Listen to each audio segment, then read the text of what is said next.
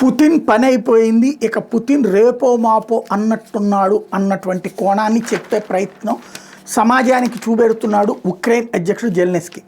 ఆయన బాధ ఏంటి, ఎందుకు ఆయన ఈ మాటలు చెప్తాడు అంటే, ఇప్పుడు అక్కడ పుతిన్ బతికుంటాడు అంటే గనక యూరోప్ దేశాలు అతనికి సహకరించవు. కాబట్టి ఇప్పుడు యూరోప్ దేశాలు ఏదో సహకరించే ప్రయత్నం చేస్తున్నాయి.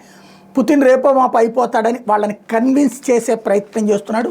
యుద్ధం ప్రారంభమైనప్పటి నుంచి ఇప్పుడు కొన్ని వందల సార్లు ఇట్లాంటి ప్రచారం అప్పట్లో అమెరికా యూరప్ మీడియా చేసుకొచ్చింది, వాళ్ళ సోషల్ మీడియా చేసుకొచ్చింది. చివరికి పుతిన్ ఎవరితోనో మాట్లాడుతున్నప్పుడు కాళ్ళు ఎట్టిట్ట ఊపుతుంటే కూడా అదిగో ఆ ఊపుడు వెనకాల చచ్చిపోయే రోజులు వచ్చినాయి, క్యాన్సర్ వచ్చేసింది, అర్జెంటుగా యుద్ధం మధ్యలో ఆయనకి ఆపరేషన్ చేయాలి, అయిపోయాడు, ఇట్లాంటిది రకరకాల ప్రచారాలు చేశారు. మనం అనేకసార్లు దానికి సంబంధించిన వీడియోలు కూడా చేసుకున్నాం. ఇప్పుడు తాజాగా రష్యా అధ్యక్షుడు వ్లాదిమిర్ పుతిన్ ఆరోగ్యం మీద వదంతుల నేపథ్యంలో ఉక్రెయిన్ అధ్యక్షుడు జెలెన్స్కీ సంచలన ప్రకటన చేశారు.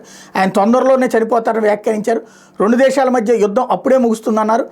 ప్యారిస్లో ఓ ఇంటర్వ్యూ ఇచ్చినటువంటి సందర్భంలో ఈ మాటలు మాట్లాడాడు. ఇలాంటి నీచుడు, ఇలాంటి దరిద్రుడు ఎవరైతే ఉంటాడో, వాడి సొంత దేశంలో ప్రజల ప్రాణాలు తీసినోడు ఎవడో చస్తే వీడు బాగుపడతాడంటే, వీడు చస్తే వాళ్ళు బాగుపడతారని కోరుకునేటటువంటి పరిస్థితి ఉంటుంది.